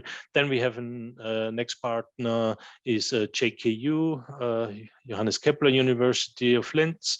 So this is the Institute of Lightweight Design, which is here. So they are specialists in the damage tolerance, in the structural health monitoring, and so they are leading the work package 3 damage diagnostics. Then as a next partner, we have here the TU Delft. TU Delft, okay, we already mentioned today several times, they are specialists in aeronautical structures. So they are leading the work package 1, where we derive the design requirements. Of course, they are also specialists in the numerical damage analysis and in joining techniques. Yes, so then next we have here the company Inocon. They develop these plasma technologies together with UNEM Research and to try to commercialize such functional coatings and things like this. Then we have the company Invent. Invent is also working on mainly on the composite side. So they starting, of course, from aviation industry or space. They have a rather high elaborated field. They do some research and development through design and structural analysis, prototyping, assembly, and also some serious production, quality management of composite structures. And then we have another company, DTC, on board. So they are also specialists in thermoplastic composites, in molding processes, in testing, and so on. And finally, we have here the Austrian Institute of Technology, AIT. So as Stein already mentioned at the beginning, we are not specialists in composites, but we are specialists in light metals, so in light metal processing. So we do some advanced casting processes, we do some forming technologies, we do some component simulation, we do some material development, alloy development, and material testing, and we also can contribute with some wire arc additive manufacturing of aluminum wires. And so this is the whole consortium where we try, or where we gain to achieve the goals which we defined in the proposal, and to obtain a second life demonstrator. And thank you for your attention, and back to you, Stein. Thank you. Yeah, thank you, Mr. Roither, for providing us with SUSTAINair technology enablers for more circular aviation. We do understand that a lot is still possible and has to be done every single stage in the aircraft's lifetime, which brings us seamlessly to our next important showcase, the ecoDESIGN activities within the European Clean Sky joint undertaking, where exactly for every step in this aircraft's life, greener solutions and improvements have been or are still in development. The ecoDESIGN activities in Clean Sky are led by Fraunhofer-Gesellschaft in Germany. So complementing on what Ms. SONELL SHROFF from Clean Sky earlier in the panel discussion has already provided, we are very happy to welcome Mr. Thorsten Moll from Fraunhofer. Mr. Moll is Program Manager Aviation at Fraunhofer, and I am looking forward to learn more about the Clean Sky ecoDESIGN achievements, maybe also having a view on the way forward and future perspectives. So Thorsten, very welcome, and please, the floor is yours. Yes, thank you. Stein, can you hear me? Yeah, perfect. Okay, yes, thank you. Ladies and gentlemen, good afternoon. My name is, as Stein said, it's Thorsten Moll, and I'm Aviation Program Manager at Fraunhofer-Gesellschaft. And together with my colleague Rainer Schweppe and our team, we are coordinating the ecoDESIGN transversal activity in Clean Sky 2. Before I start, I want to thank you all for having the opportunity to present here, the SUSTAINair team and all the audience. Thank you very much. And as we have learned, it's all about sustainable productivity in aviation, and that is what ecoDESIGN stands for. We look at it, it was mentioned also during the day, as a circular economy, and it's all about bringing the innovation steps together to make economic value and ecological value come together. And of course, this is a big socio-economic context for the entire European economy and for the entire world. What we do is we focus in the ecoDESIGN transversal activity. You will later see how it's organized on the big impact technology pathways in the Clean Sky 2 program. And we are providing a Design for Environment guideline 2020 or 2020 plus for the European aviation industry. And what we take here is we have seen several versions of this type of illustration here. This is ours, and we employ a modern circular LCA plus model for a full life cycle analysis, closing the loop from end of life to material production. I think we have heard lots of examples already for this. And this is an important key for the sustainability and the productivity of aviation in industry. And for sure, this includes all aspects: energy, economic impact, as well as materials, processes, and resources. Basically, what we do and what is our mission in the ecoDESIGN Clean Sky 2 program is to optimize the whole program basically to what this forum here today stands for. And it's ecoDESIGN is a continuous investment here in sustainability. ecoDESIGN was already implemented in Clean Sky 1. SONELL has given more insight in her presentation already earlier this afternoon. It was with a focus on airframe and systems. And I will show you on the next slide how it's implemented in the Clean Sky 2 program, which is basically, currently ongoing. And of course, ecoDESIGN will be a driver for the future program in aviation, of course. And yeah, it's a great team effort with all the parties involved, and you can imagine that's a very high level of coordination and integration activity here. This is the original program setup of Clean Sky 2, and you see in the in the center the two levels of demonstration domains. We have the vehicle domain, where it deals with fast rotorcraft, large passenger aircraft, and regional aircraft, and we have the larger system ITDs, airframe, engines, and systems. And we have implemented ecoDESIGN here as a transversal activity across all of these strategic platforms, and to be connected to all of the demonstrators which are developed and implemented in these platforms. So this is what we have. We have a wide and cross-lying transversal activity here in the Clean Sky 2 program.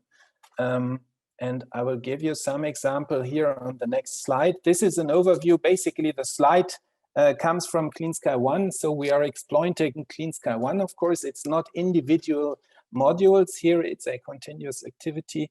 And with Clean Sky 1, we started this framework of the picture. Basically, it's an outcome of the Clean Sky 1, but it's complemented by some examples of the Clean Sky 2 domain. So we see structural parts, of course, of the airframe. We see interior parts, as was mentioned already before. We see the biomaterials. We see connectors and electronics. And we see metallic part. We see composite part. And we see already engines in there. And also some technologies which are quite little here with the gaps, what also was mentioned already before. And so we are, in the moment, we are bringing it to particular demonstrations in Clean Sky 2. We have defined some flagship demonstrators, which are the ones where we will derive the eco statements to. And I have brought some examples here as a type of cohorts and demonstrators for the indicators. We have a hybrid laminar flow demonstrator. We have a composite center wing box in regional. We deal with the multifunctional fuselage, which has a lot of aspects to take into account, and the large passenger aircraft ITD. We deal with interior and hybrid seating in aircraft ITD. We have a connected factory demonstrator here addressed also in the airframe ITD. And of course, we also deal with engines and with systems here represented by typical pictograms here. And here in all of these demonstrator domains, I think I don't need to tell you, it's important to go to the very bits and pieces, to the life cycle inventories, to collect that, to validate that, and to bring this into analysis. And so I want to give you one example here, which is a little bit beyond circular approach, but which shows how far we need to go if we want to analyze the environmental impact of aviation. So here we took an example from illustrating the chemical loads. There is lots of regulated substances. So for instance, we have the chrome-6 aspect. We have halon as the fire extinguisher, but there will not be any additional halon anymore. So we need to find substitutions and we need to evaluate that. There are the VOCs, we have cadmium, we have flame retardants, and we have other substances of very high concern here. Basically in aviation, it's about protecting high performance materials here, and you need high-end treatments, and they are not always easy to deal with. And we need to understand that. We need to develop the particular skills to substitute and to adapt for this. We have the REACH regulation, and of course we need waste directives here for dealing with these material. And going through all of these aspects in the end, oh, it doesn't go, okay, oops. Now, if we go all through these aspects, it's about the benchmarking and the analysis and the analyzing of these aspects, and to bring it to a benchmark of the impact. So we will go through all of the technologies to, for example, machining domains, additive manufacturing, we have heard about it. We have the composite manufacturing, we have the recycling and the end of life, and we bring it all together to a life cycle analysis, comparing the indicator sets, and of course we include the socioeconomic perspective into this as well. And yeah, I'm hoping to have some type of continuous platform here, and I would be glad to come back in the future and report more on the progress. Maybe we can have a little bit more than 10 minutes then to go a little bit into depth, but I'm pretty happy to see one or the other representative from you in the future. So yeah, thank you, Mr. Mollen. And even in 10 minutes, you managed to convince us on the benefits of the eco-design aspects and activities in Clean Sky. Thank you for that. And thank you again to all speakers for the provided showcases. A view on activities, challenges ahead, but certainly I would say a vast will to make a change. Now, this has no doubt triggered some questions from the audience, so in case not yet submitted, feel free to do so. I have two in front of me, two questions. The first one to the chair, based on the information from the first session, he says that aviation has been circular with high rates of reclaimable aircraft.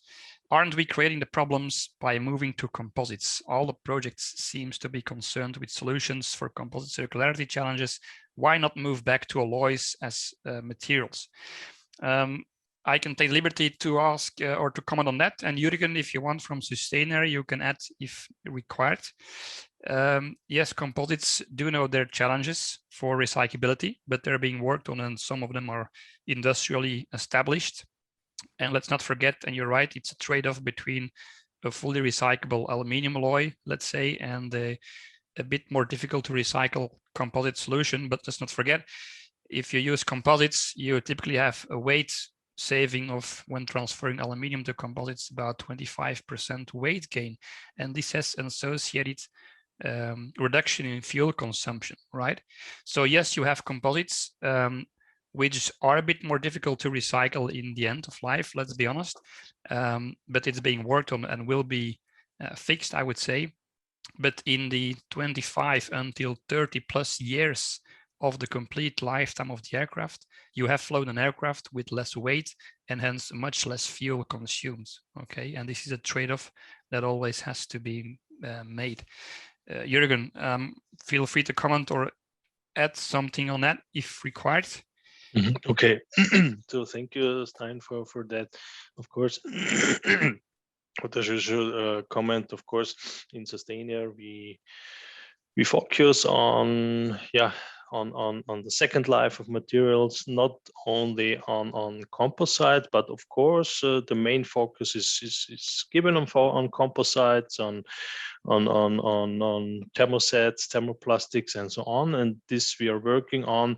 And of course, we have metal. We will always have metal parts on the aircraft, and we will have some combinations between a composite and a metal. And therefore, we are working on a new strategy how to combine both materials, and then also how to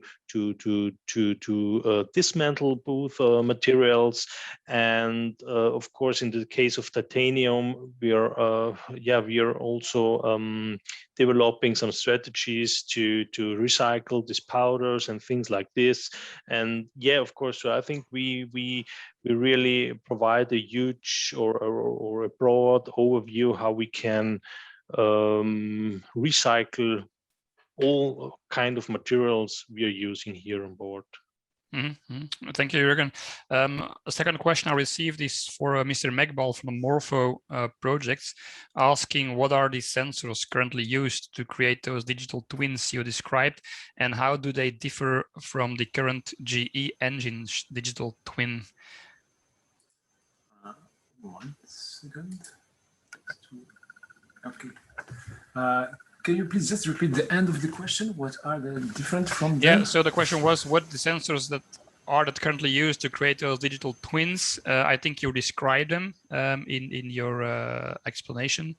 And how are they different from the current GE digital twin practices? What we are planning to use is some two kind of sensors. The sensor that will be typically used for the air-to-end process. This is for the manufacturing. That's to optimize the manufacturing. And the others will be some sensors that will be embedded during the manufacturing, like fiber brag, something that it's not different from what it's used now, but just it will be embedded in the manufacturing process. And the others will be some printed sensors, so lightweight printed sensors, and all the system, all the electronic system will be printed. So it can be, this will be done by a colleague from IFAM, and this will not have any impact on the certification of the fan blade or stuff like that, because it will be printed. Yeah. Okay. Yeah, thank you, Nazih, for that answer. Welcome.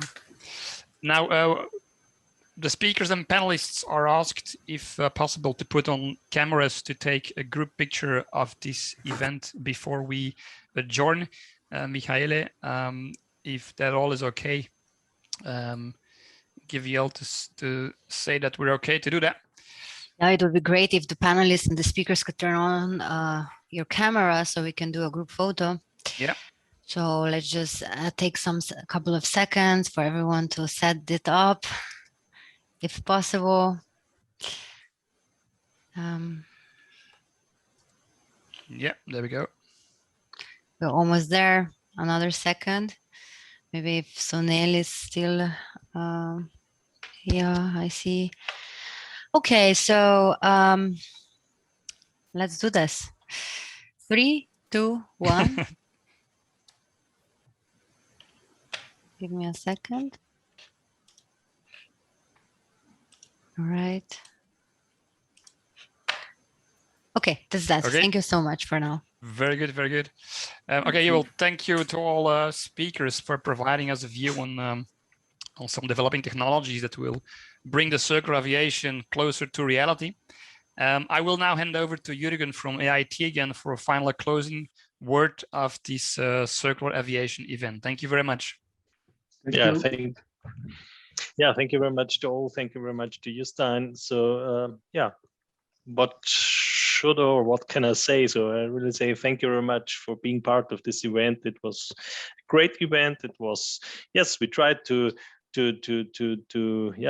make something new with a panel discussion, things like this. And so I think this worked quite fine. And I really want to have it, as Thorsten already mentioned after his talk, maybe to repeat this in the future time. So here we were interesting panelists. We had interesting panelists. So this would be great that to stay in contact and to involve these organizations like EREA, SAMPE, Clean Sky, and key companies in the field of aviation, such as we had today JetMS or AIRBUS, of course, for some future common workshops or things like this, together with the three projects which were funded from the same call, the MORPHO project, the DOMMINIO project, and the SUSTAINair project, and all these contributors. And also thank you very much to you, Hugues. This is our project officer of the three projects, for contributing today, for being part of this event. Thank you very much. And of course, it would be a great pleasure to also have Fraunhofer with the ecoDESIGN, with some new results on board in a future workshop or future event. And so it was really a great pleasure to me to be your moderator, to be your presenter. Thank you for your interest. Thank you for attending. Just one thing, last but not least, many thanks to Michaela and to Stein for your professional support during the event. So it was a great pleasure for me to collaborate with you, and we can repeat this in future time. And also many thanks to all participants. We were a quite huge around of a group of people which were interested in this topic of circular aviation. So for me, we are a little bit overdue, but for me, I say thank you very much for participation. Thank you very much for everything. And now I want to close this event and say goodbye, and hopefully see you very soon. Thank you very much. Bye-bye.